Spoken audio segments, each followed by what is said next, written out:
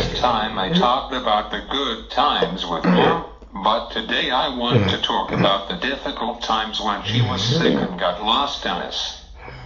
I was asked, why am I doing these videos about my life?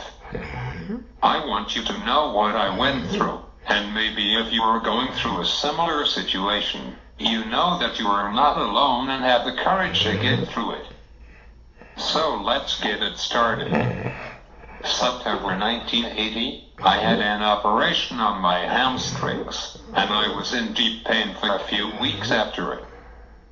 I couldn't sleep at all at night, so my mom stayed up with me until I fell asleep.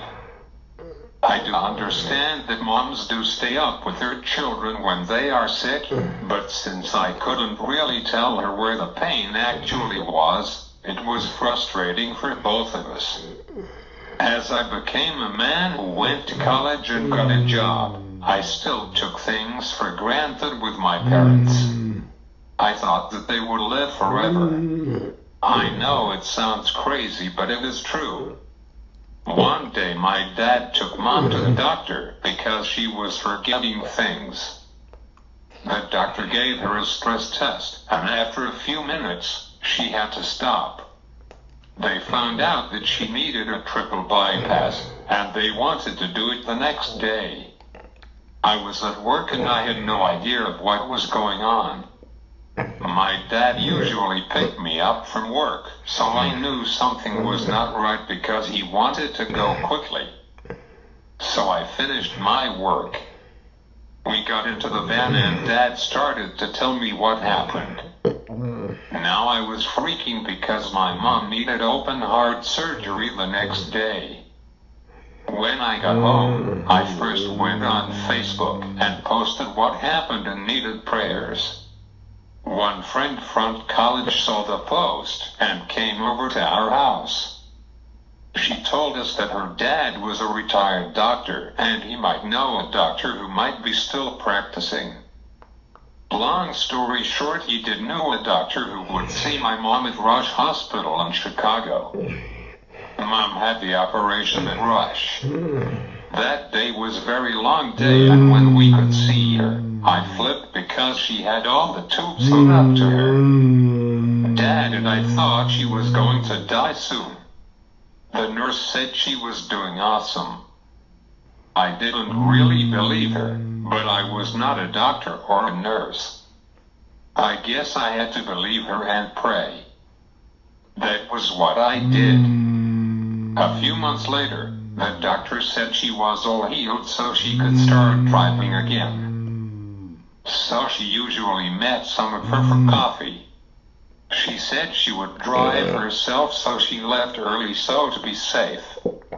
A friend of hers called my dad asking if Mom was coming. Dad said that she should have been there by now. Everybody was starting to get worried and went out looking out for her. Dad came to feed me lunch and told me the news. This was my mom we were talking about, and I was freaking out. At 5 o'clock, Dad came to get me from work and the new news about Mom. Dad's friend said we should call the police and tell them that Mom was lost and she had the start of Alzheimer's. With this information, they could put an alert out about Mom. If she didn't have Alzheimer's, they would not put out the alert until 24 hours had passed. I was going nuts because this was my mom we were talking about and I loved her so much. Around 11 o'clock at night, police called from Wisconsin and they found her safe. Dad and his friend Jim went to get her and one of my friends stayed with me.